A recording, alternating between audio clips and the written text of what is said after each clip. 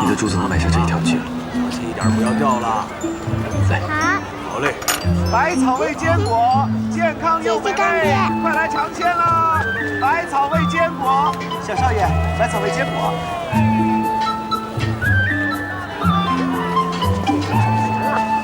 干爹，我要这个。替我装一包吧。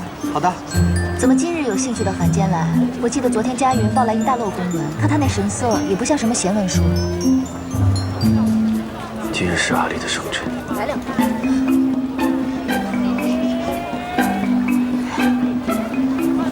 你也太不够意思了！阿离生辰这么大的事情，你也不早告诉我。他好歹叫我一声娘亲，我一份礼物也没备，也太叫人心凉了。你要送他什么大礼？夜明珠。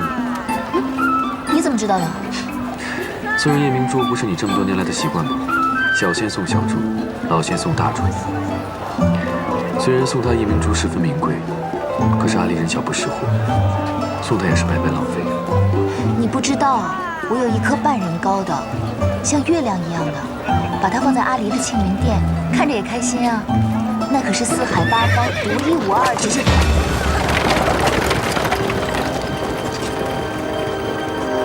哎呦，在这儿啊！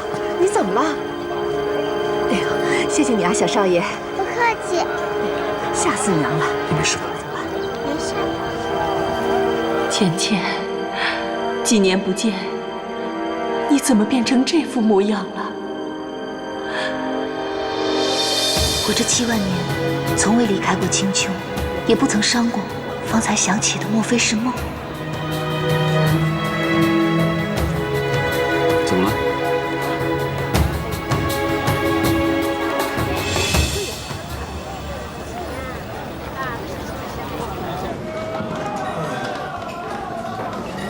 哎，客官，菜都上齐了。哎，客官，来。哎，这小少爷长得灵秀动人啊。小时候长得可爱，长大了容貌怎样还不一定呢。哎，你们慢用。娘亲是不是嫌弃阿离了？男孩子长得好看没有用，一双有力的拳头比一张好看的脸要有用。更何况，女孝父儿孝母，依我看，阿离长大之后模样也不会差的。娘亲生得好看，阿离自然也不会差到给娘亲丢人。对，不管阿离以后长大了是什么样子，都是我心头的一块肉。我总是最维护你的，你晓得的哈。干爹对阿离真好。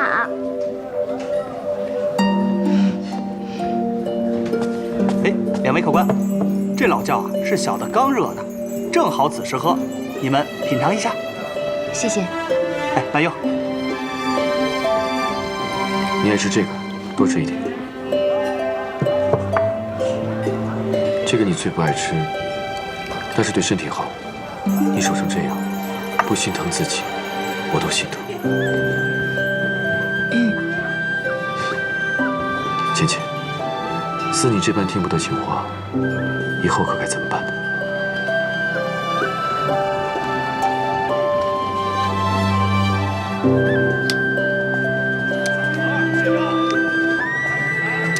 君上，姑姑，天君寿宴，四海八方的神仙大都前来祝寿。西海二皇子蝶风来到天宫不久，便来到此陈殿，说是有要事要与君上面禀。佳云不敢耽搁，便前来寻君上。你陪陪阿离，我先回天宫一趟，晚上我再来寻你们。好。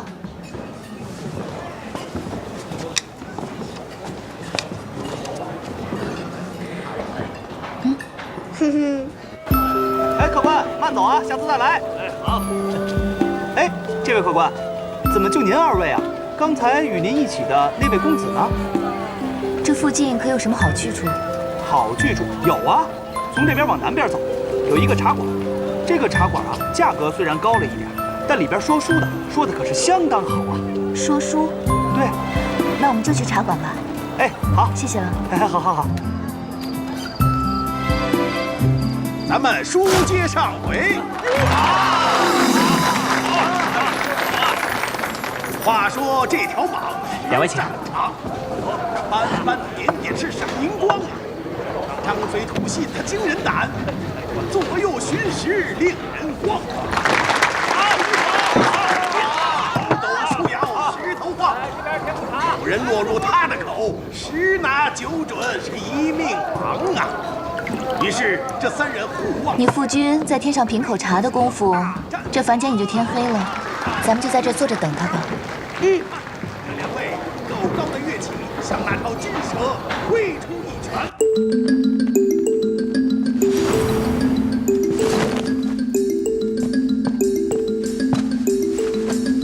太子殿下，我在凡间还有要事，此烛一灭便得离开。那臣就长话短说。近日离开东海满月宴的仙人们，先后都遇到一群人，不知身份，只为取我们的性命。竟有此事？可有抓到活口？没有活口，都被妖法夺走了性命。16师弟的意思是，那些人是妖法做出来的傀儡，所以他们的主人极大可能来自异界。异界？真请大人大喊一声：“哎呀，不好！”欲知后事如何，且听下回分解。好，告辞。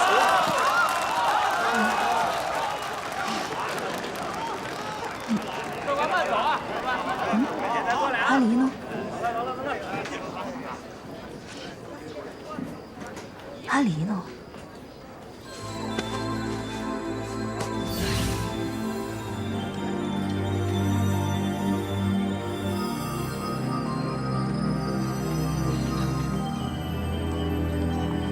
怎么好端端的跑到青楼去了？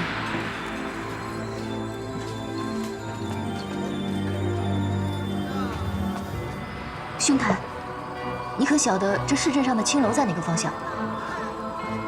那楼便是。多谢。如此一甚好公子，没想到却是色中恶鬼。唉，这是一个怎样绝望而沉痛的世道啊！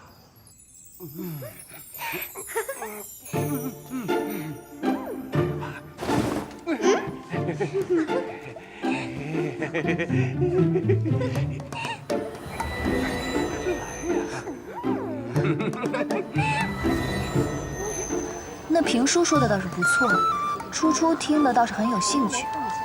不过听着听着，你怎么就跟着他们进了那个什么楼了？方才有个小胖子在大街上公然亲一个小姐姐，这个小姐姐又不让小胖子亲，小胖子没亲到又很生气，招了他身边几个丑八怪，将小姐姐围了起来。我跑下楼想去救她，他们却没了影子。旁边一个大叔告诉我，他去了一个花楼。我将楼上楼下都看了一遍，可没见着什么花来。这是凡间的叫法，不必太过讲究。后来我就没寻到那个小胖子，找来找去没找到，进去一间厢房，没看清里面是男是女。娘亲你就来了。这个是娘亲跟你的小秘密，不要告诉你夫君，好不？阿离明白了。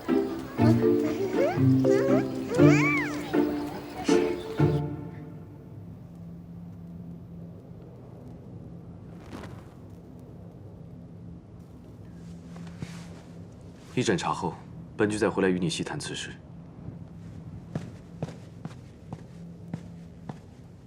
殿下慢走。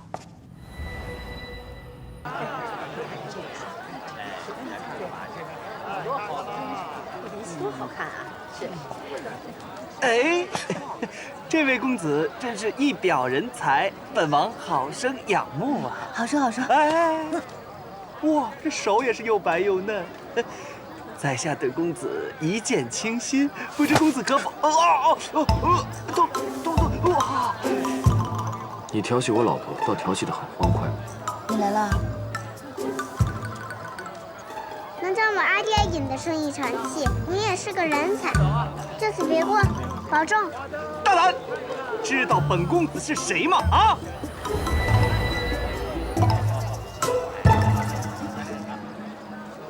你将他变到哪儿去了？我也不知道。你若刚才不来，我也正有此意呢。你怎么被揩油也不知道躲一躲？不过是被摸了一两下嘛。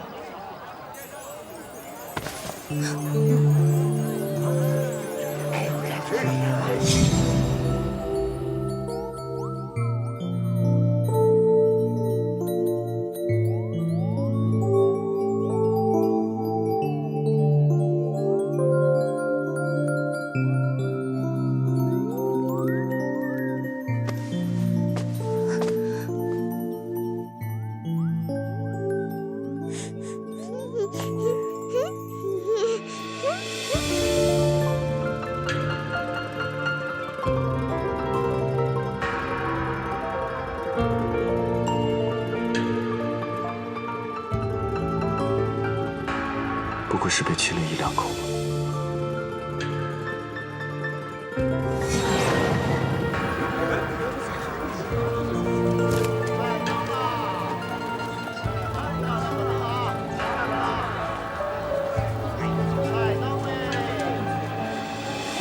来盏灯吧，两位公子，来盏灯吧。两位公子可以看一下。凡人买灯是向神仙祈福，我们买灯向谁祈福啊？留个念想罢了。你还真当放一盏灯就能事事顺心吗？走。既是二位公子，那就在一起凑合一晚也无妨。我们这小镇呐，一共就3家客栈，王掌柜和李掌柜那2家昨日就订满了，我们这家也是刚刚退了一个客人，就匀出来这么1间。你看，要不先凑合一晚上？麻烦你取些热水来。好。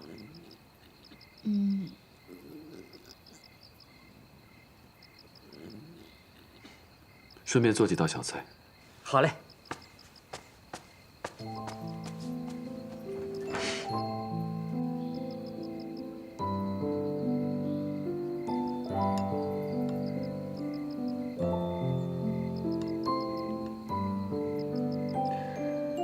吃不了，便洗漱睡吧。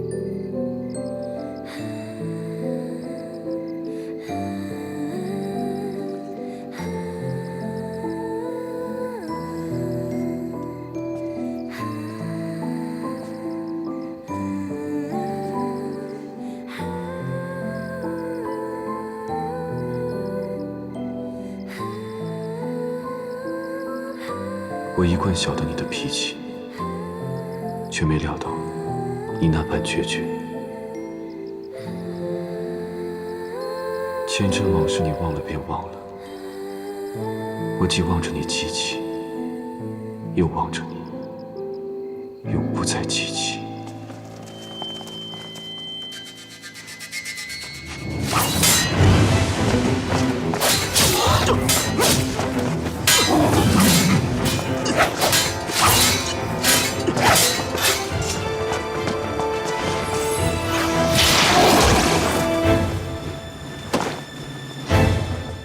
君上，不必追了。属下失职，望君上恕罪。无妨。这些人竟敢突袭天族的人，君上不打算追究吗？他们不是真人，是妖法做出的傀儡，专为杀人而生。就算追上，也只会化作灰烬，问不出什么的。妖法？什么人要与天族为敌？方才蝶峰上仙也说了，从东海离开的群仙，先后遇到了他们的袭击。本君正准备彻查此事。君上，天君的寿宴马上就要开始了。我知道，你先回去。是。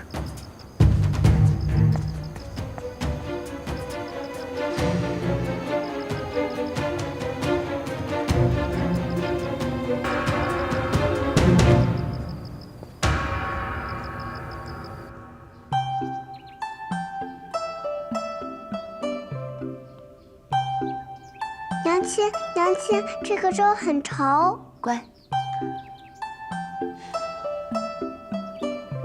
这里的饭菜甚难入口，我便借了他们厨房炖了半锅。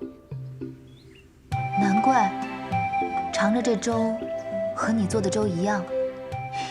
从前在俊极山时，那个东海的公主给我做的饭，我也吃不惯，却没见夫君专门给我另做饭食的。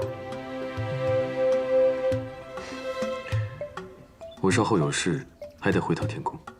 夫君要走了，常玉说过，小别胜新婚，你和娘亲都分开了300年，竟然还舍得分开。你忘了今天是什么日子了？什么日子？让孩儿好好想想。天上的日子哦。啊，是天君的寿辰。不错。那夫君要带阿离和娘亲去贺寿吗？贺寿。你娘亲不太想要去这种宴席，夫君自己去就好了。嗯，好。你放心吧，你只管放心的去，我带团子回去。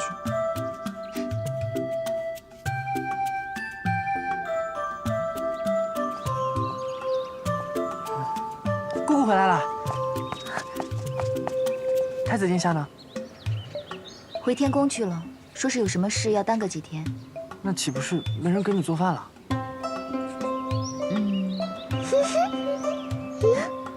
下午去集市买些枇杷回来吧。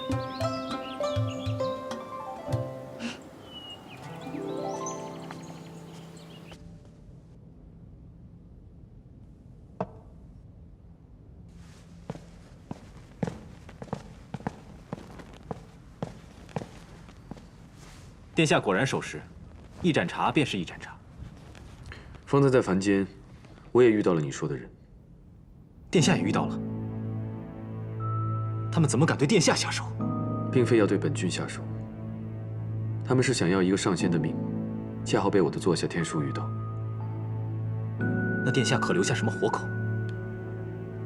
留了活口也无用，那些人都被妖法所化。是，就是妖法。这些人来自异界，可异界早已归顺天族，为何忽然会如此做？此事先暂且压下，先查出那些被追杀的仙人们都是些什么身份。是。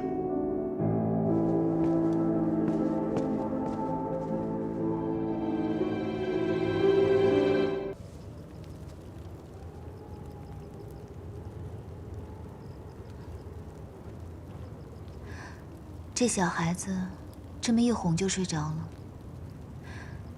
夜华也真是好福气，有你这么个儿子。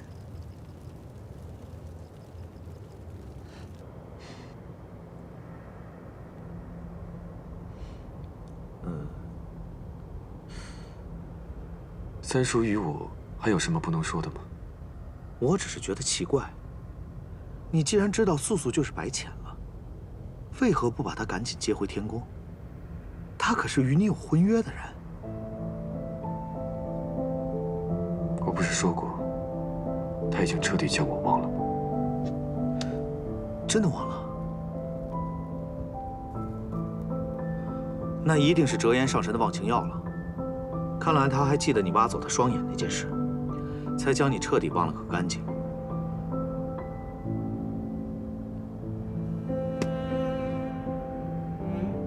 如今你住在青丘，是如何打算的？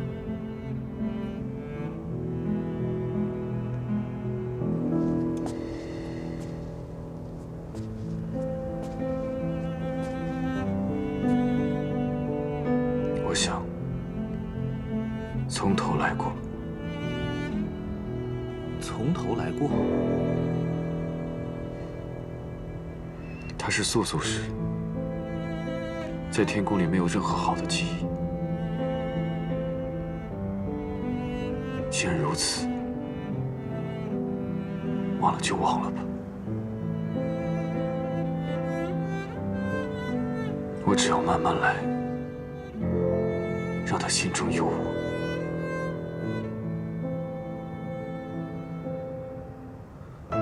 这这一次就可以没有任何阻拦，名正言顺的拒他为妃了。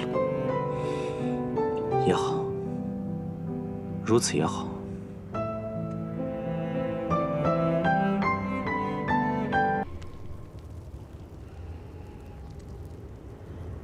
娘亲，夫君什么时候回来？阿弟想吃蒸蘑菇，想喝白菜萝卜汤。应该快了吧？夫君回来了。你回来了。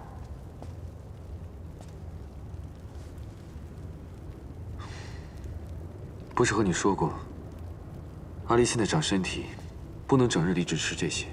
我知道啊，所以日夜都盼着你回来，给她改善伙食。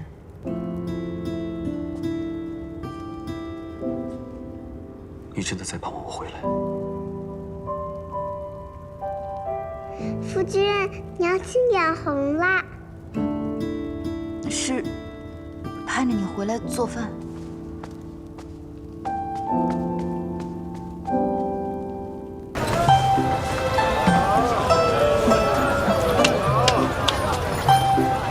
蘑菇仙，你这贴什么呀？姑姑今日要选一个小仙做夜华君造屋里的关门弟子，机会难得，能做夜华君的关门弟子，哪怕是造屋内的，也是三生有幸啊。可就这一会儿，那狐狸洞前抬了擅长2行队，这会儿去，怕是晚了。不晚，就在今夜，还来得及。走。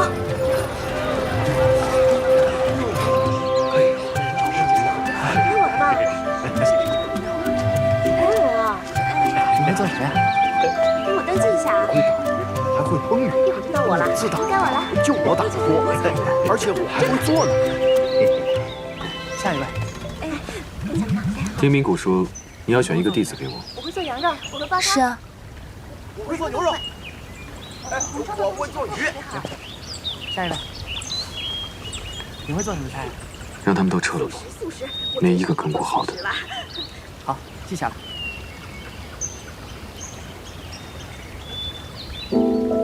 依我看，你就很不错。可你实在没有必要跟我学，我们2个有一个会就可以了。尼古，姑姑，太子殿下要哪一个？他一个也没看上，让他们都散了吧。这就撤了？散了吧，散了吧。好吧。那我带小天孙去划船了。走，来。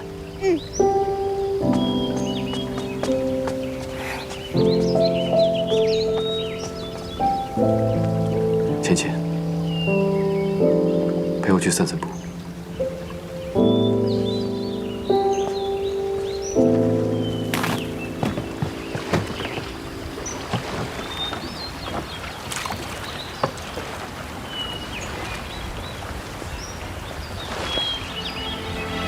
你这般皮兰，一坛花都是自生自灭，却也能养出天然雕饰的形状，丝毫不比天宫瑶池的差，真是难得。哪里？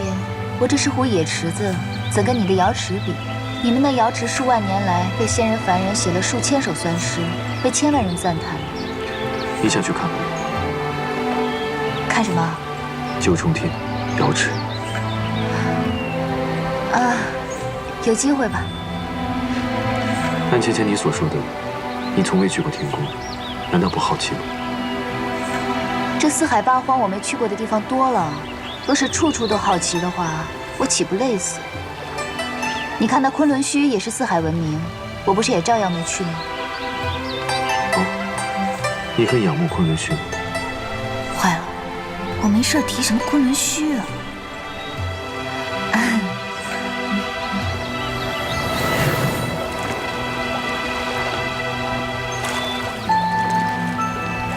米谷呢？米谷在洞口设置了仙障，怕是有人误闯了。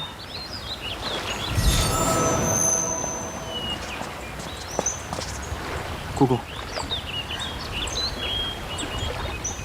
这么快就拿着扇子来了，看来是想清楚了。那姑姑的意思是？请他进来吧。是。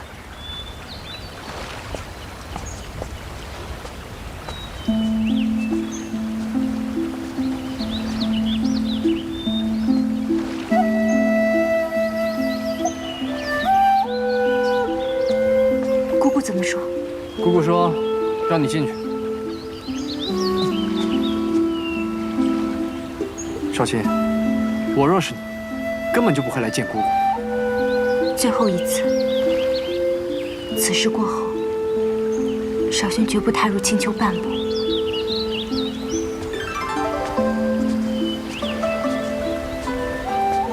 姑姑，姑姑，你带着阿离先去玩吧。小天下，来。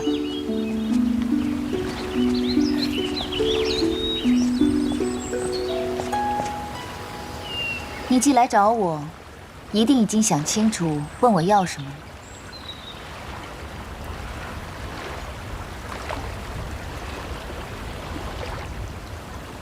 叶华君不是外人，你说吧。姑姑，可不可以救救我的孩儿元贞？救你的孩儿？前几日天君寿诞，君上带元贞备了贺礼，前往九重天去给天君贺寿。谁曾想，夜里元贞误闯了洗梧宫，险些调戏了洗梧宫的素锦侧妃。调戏了素锦？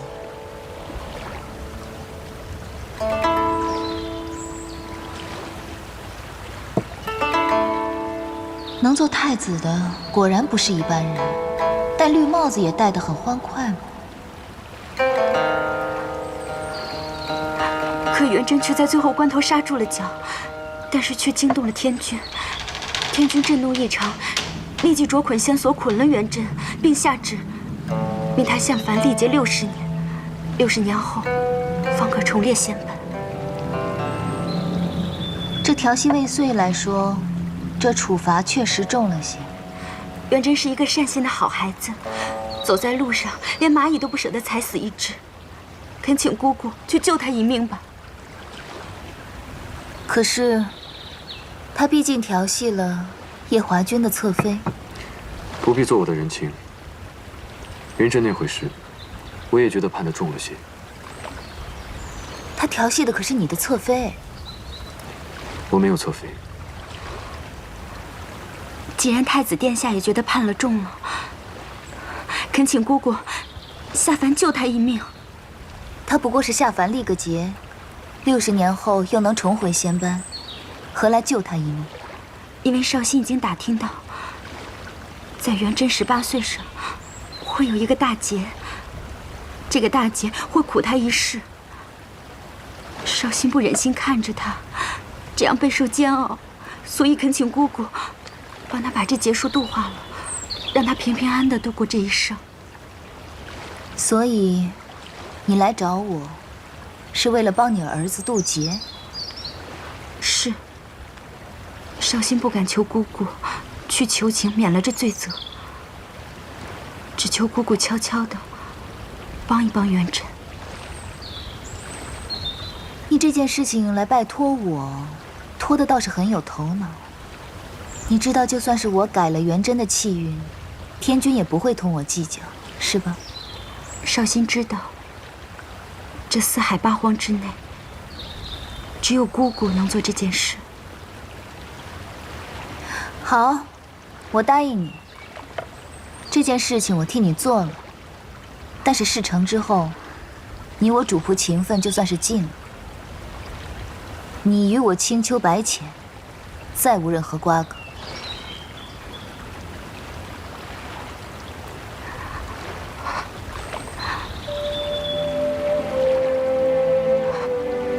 少卿，谢姑姑成全。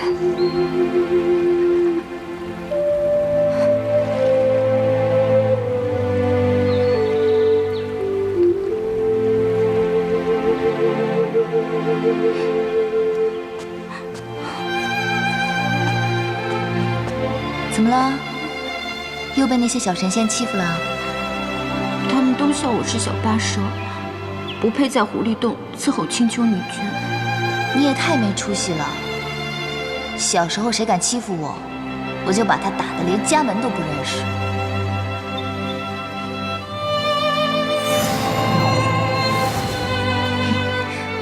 这个呢叫破云扇，是天宫灵宝天尊送我的，送给你。灵宝天尊送的，太贵重了，少卿不能收。你就收下吧。你跟我在一起这么久，什么法器也没送过你。这个扇子可厉害了，以后谁敢欺负你，你就用这扇子将他扇出青丘。这把扇子这么厉害吗？送给你了。谢谢姑姑。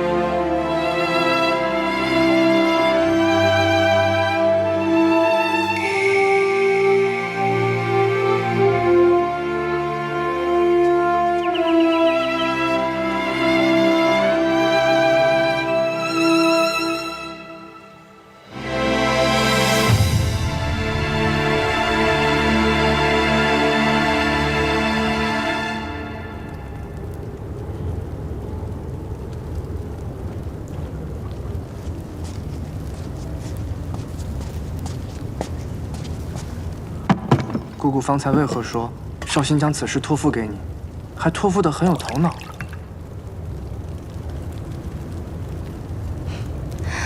偷听了？我是想听听，这个不顾主仆情谊，害我姑姑沦为四海笑话的人，又是怎样厚着脸皮来求姑姑的？九重天上呢，是个神仙，都有篡改凡人气运的本事。但是天族有规矩在那儿，就算有这个本事，也毫无用武之地。天族欠我们白家的债有1箩筐了，1分也没有兑还。有我出面讨几分薄利，天君也会睁一只眼闭一只眼的，将这桩小事囫囵了。所以啊，此事由我出面最好。这个小八蛇，可真是机关算尽了。哼，他呀。聪明一点也好，在北海也不至于被欺负。此事简单，办完了，也算跟他断个干净。哎呦，看来我要到东华帝君座下司命星君那里走一趟了，看看那元贞18岁立的是什么节，哪个时辰哪个日子，如何应到人身上。司命星君脾气古怪，他手上那个气运簿子。连天君都不能借来看一看，你若想从他那里下手，怕会有些困难。那该怎么办呀？所幸，东华帝君的司命星君欠我人情，若是我去替你要，会有些方便。真的？你可以帮我要到吗？但你得答应我一件事。什么事啊？去凡间时，将自己的法力封了。封印法力？修改气运本就是逆天的事，你用多少法力去修改气运，就会有多少法力反噬到你身上。天谴，你虽是上神，但被这么反噬几次也十分严重。万一到时我们继任天君天后之位，那该怎么办？继任天后？你忘了，你迟早有一天要加入西游宫的。继任天君天后之位，必受81道荒火，9道天雷。若你再被法力反噬，我怕你会保不住性命。好，我答应你就是了。不过你我尚未成亲。若你近日要继任天君的话，我可是来不及嫁你的，也就谈不上81道荒火，9道天雷了。怎么，我说的有何不妥？芊芊，你可是在怪我没有早日向你提亲吗？若在300年前我便娶了你，就没有今日这个担心了。我也就是随口一说。我看现在天色已不早了，夜华君，不如早日帮我把这事办了，我好去替那元贞渡劫。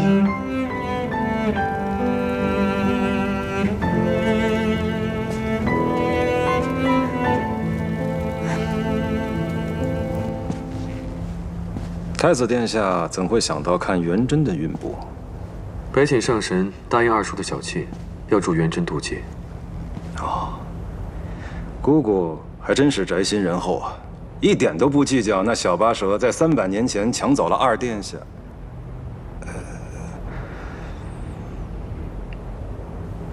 那我给殿下讲讲这元贞在凡间的事吧。元贞托生托到了一个帝王家，姓宋，叫做宋元贞。12岁上封了太子，如今快长到18岁了，结束将至。元贞在凡间的母亲是个贵妃，生下元贞之后，便带着她入了道观，出了家。16岁时，才让元贞的师傅将她送回了宫中。而这元贞的师傅，就是北海水军桑吉送去凡间看护他的一个婢女。婢女，所以二叔还是偷偷派了个人去看护她。正是。依小仙看，姑姑若不想打乱气运，就要替代这个师傅，先留在元贞身边。也只有这个法子了。至于如何渡劫，还需从长计议。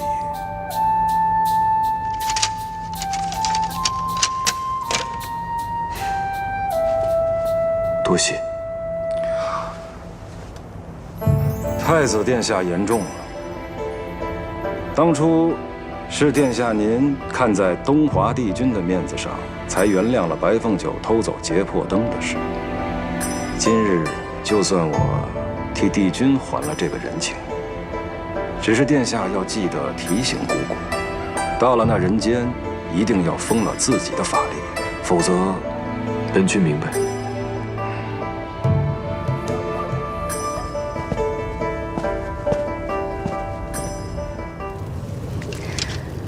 早先一直听你说这册子如何贵重稀罕，我还以为卖你的面子也只能讨回一个小钞，没想到连原物都讨回来了。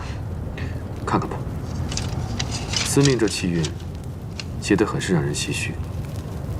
这司命君不去写几个戏本，真的是屈才了。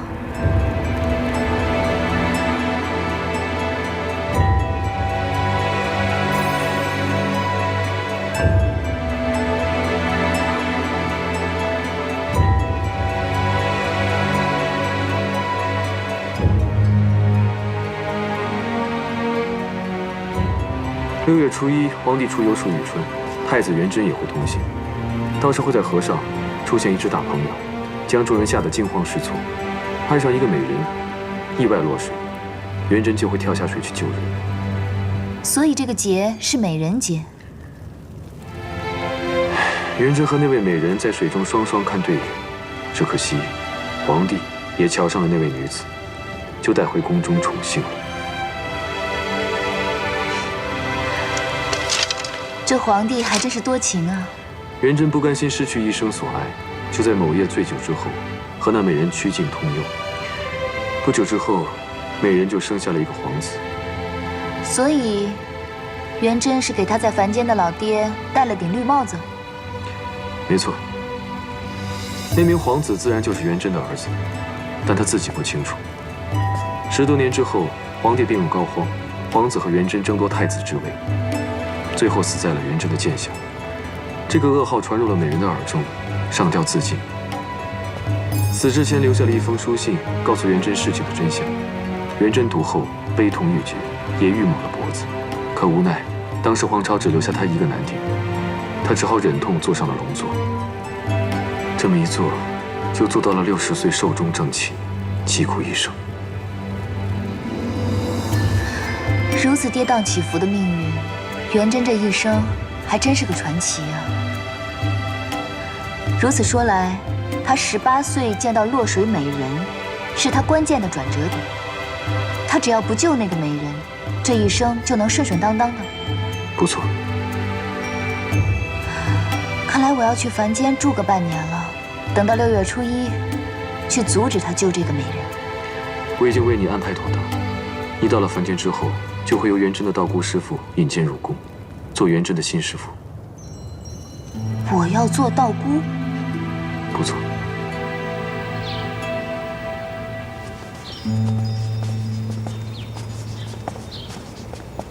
师姐，师妹，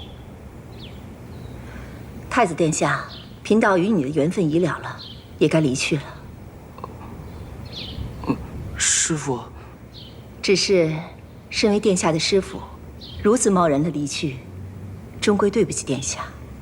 幸好贫道的同门师姐云游四方，途经此处，贫道托师姐带贫道来看护殿下。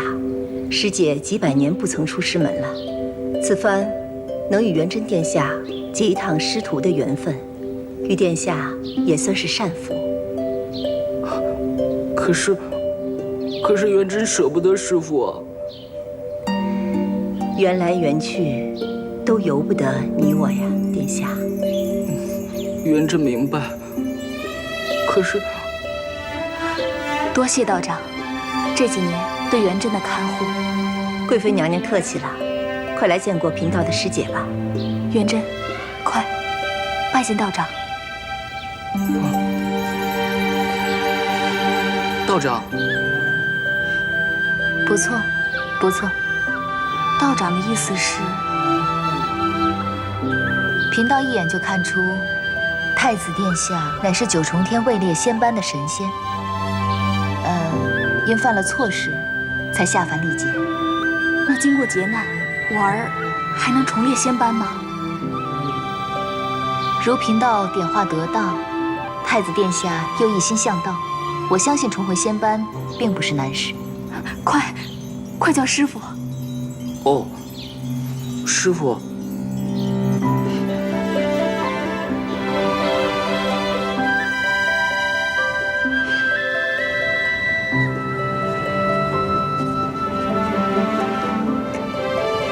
师傅，您若是不嫌，日后便住在此处了。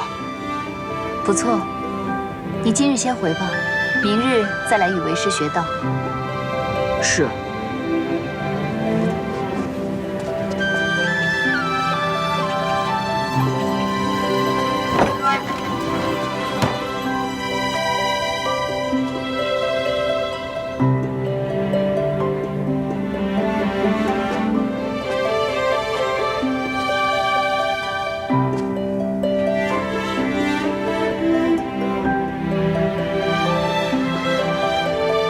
这才正月初1，真是足足要住上半年，才能到舒玉川美人落水的日子。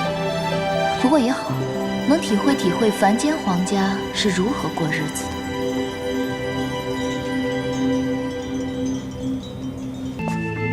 君上，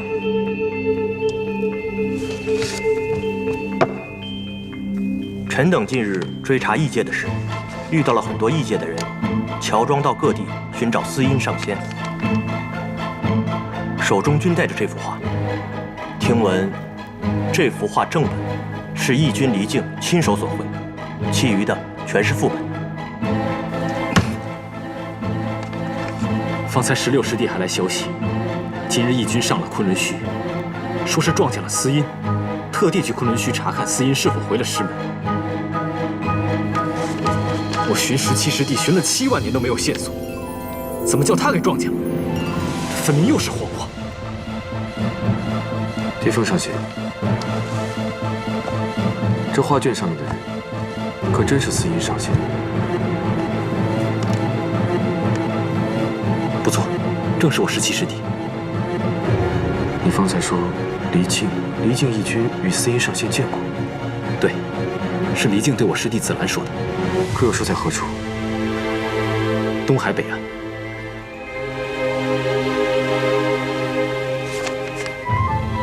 东海北岸，果然是东海。昆仑虚座下17弟子司音，与墨渊仙帝一同失踪了7万年，这是天族最大的悬案。没想到，芊芊，你便是那个司音上仙。殿下可是有什么线索？没有，我只是听闻过司音上仙的事情。见到此画卷，一时想到了7万年前的大战。你们先退下吧。是。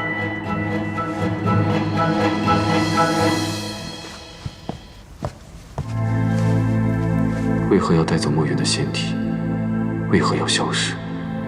连师兄弟们都避而不见。芊芊，若我问你这些，你会如实相告吗？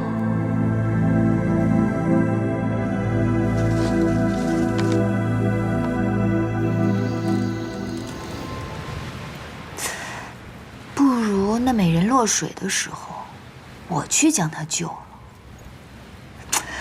不可不可，万一那美人看上我了，岂不更麻烦？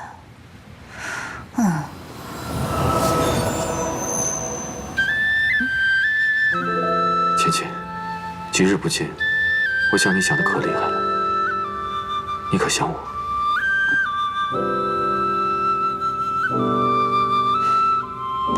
此番我来是要告诉你一桩大事。你可知元真在这一世的爹是谁托的生？莫非还是你爷爷不成？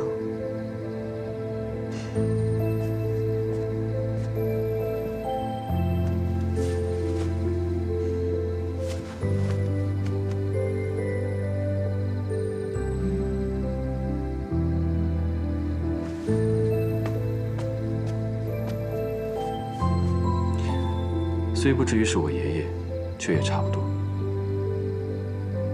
那东华子府邵阳君，东华帝君，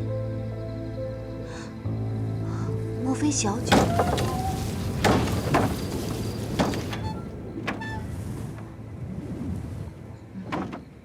我先去关窗。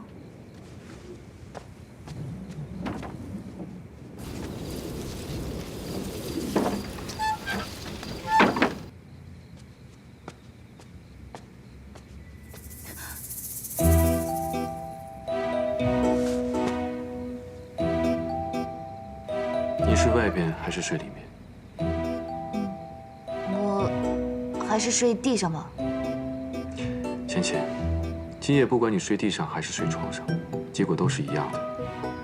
若你还有点法力在的话，或许能跟我打个2败俱伤。但你法力不是被我封了吗？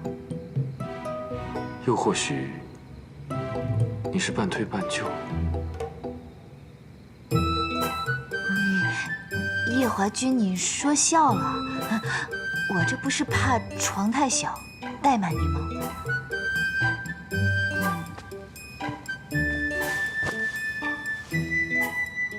我习惯睡外侧。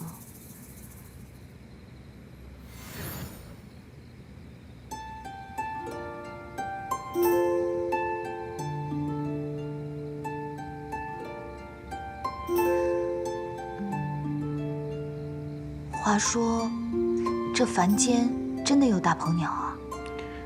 那大鹏鸟是从佛祖跟前借的。我二叔和司命之间有些过节，司命这次可是下了血本。想不到，这司命竟然如此记仇。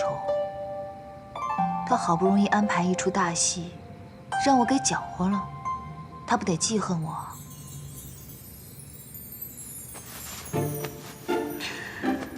芊芊，你不用担心，左右他还欠我一个大人情。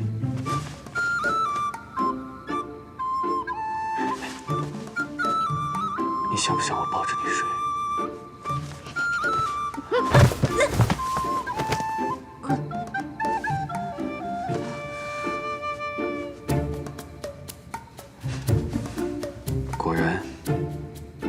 知道你睡觉不老实，才说抱着你睡的。床太小了。是，这床位是太小了。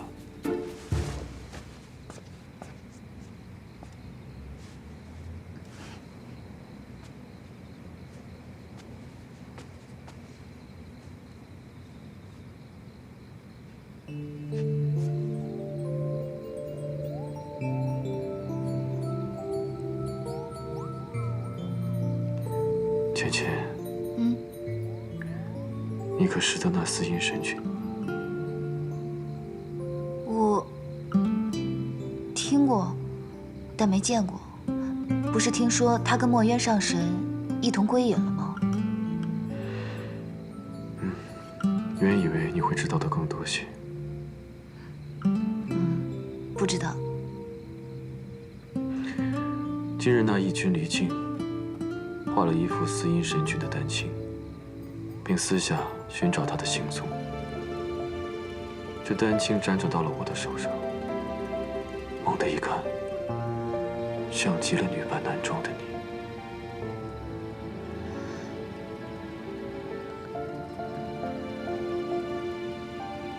应该是巧合吧。天色不早了，快睡吧。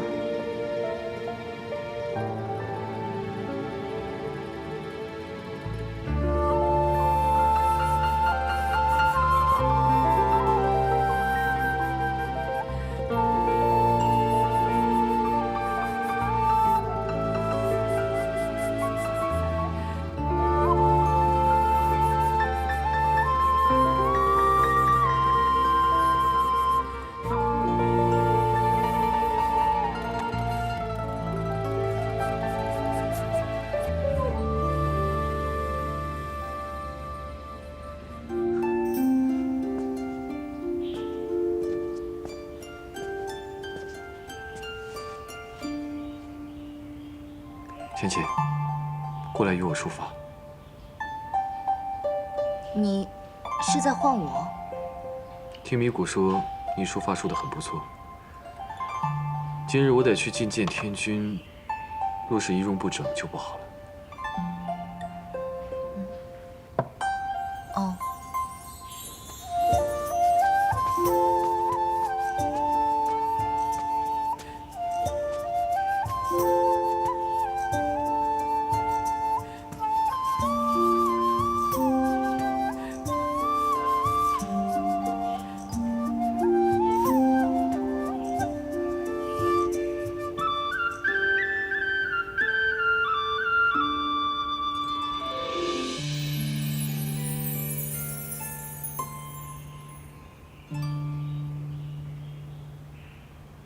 好了。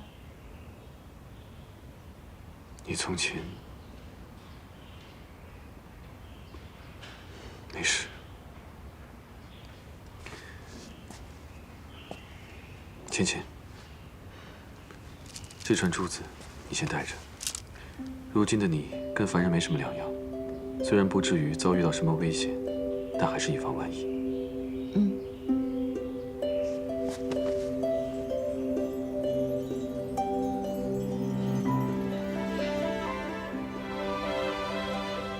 那我便先回天宫了。对了，昨晚忙着正经事都忘跟你说，6月初1，你想将远征拦着，再派人将东华帝君推下水去。如此一来，你一是保得元贞，二是不妨碍东华帝君立人生之功，便皆大欢喜了。好。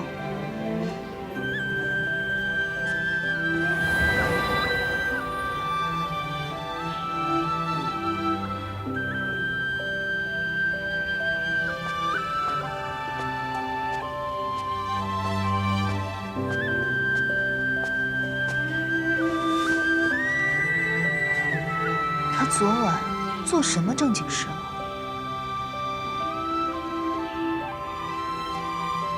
差点把小九忘了。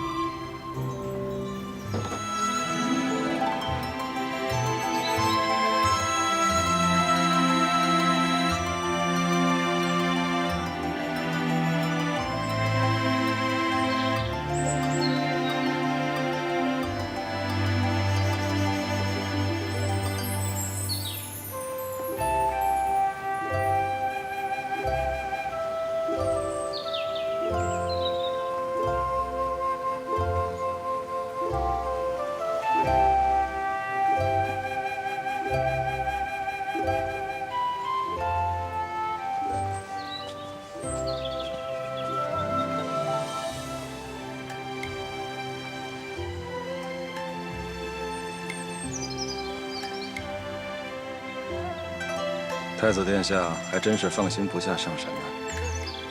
毕竟那位是东华帝君。殿下放心，帝君并不是心胸狭隘之人。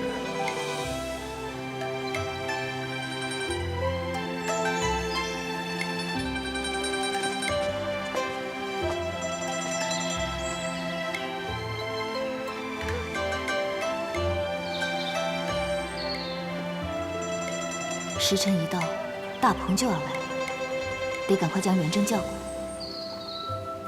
去，帮我将太子请过来。是。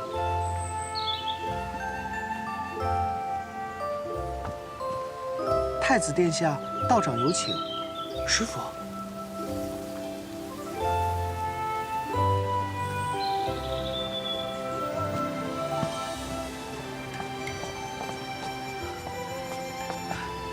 师傅，不知此时要元贞来有何要紧之事吗？你来的正好。师傅不知为何，刚刚胸中闪过一道白光，将平日参悟不透的道理全部都参透了。你可想知道为什么？元贞当然想知晓。如此便最好。你去太子殿等我，为师随后就到。难道这些歌舞比为师的道法还要重要吗？不，徒儿知错，徒儿马上就回去。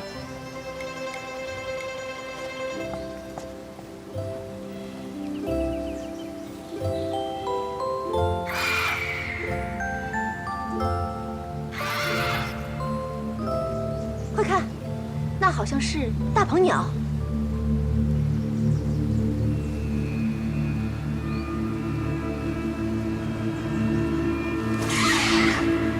这世间竟有这么大的鹏鸟，这大鹏鸟竟如此凶猛，飞得这么快。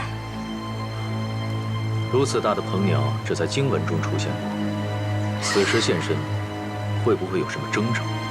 陛下，这分明是祥瑞之兆。福兆？就凭一只鸟，就说是祥瑞之兆？陛下危险！闭嘴！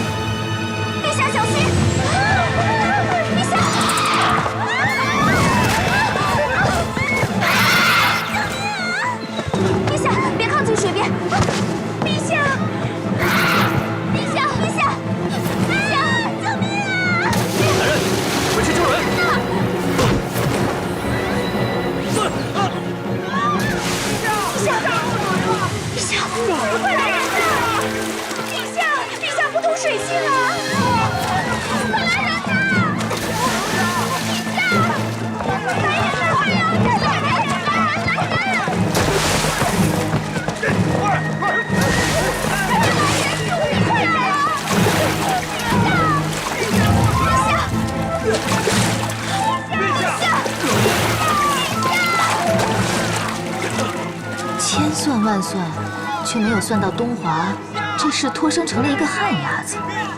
如今叫谁去救这美人啊？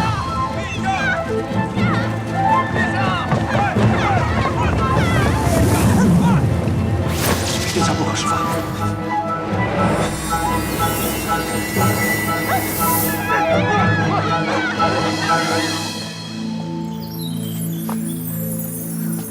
你怎么样？没什么事吧？怎么会有人推我下水呢？或许是你平日太受太子宠幸，招人妒忌，有人趁乱教训你吧。夜华，你这样用法术是有违天规的。只要你安好，我怎么样都无所谓。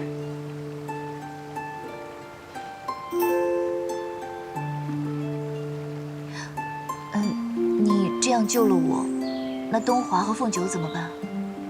回上神，他们都好，这本就是他们应该立的节。再过几个月，小殿下便可以得偿所愿了。如此便好。既然这样，你们快回天宫吧。一个太子久待在凡间也不好。我的事也还没做完，我也先走了。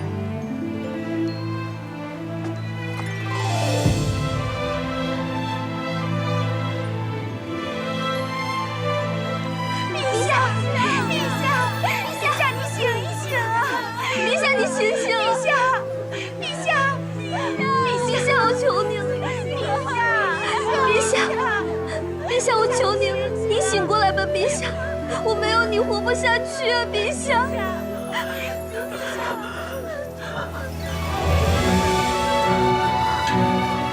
陛下，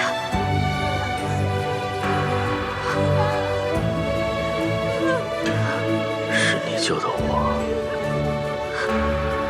先不要说话，御医马上就到了，再坚持一下，再坚持一下。快点，会没事的，陛下，快去救陛下！快点！陛下，陛下！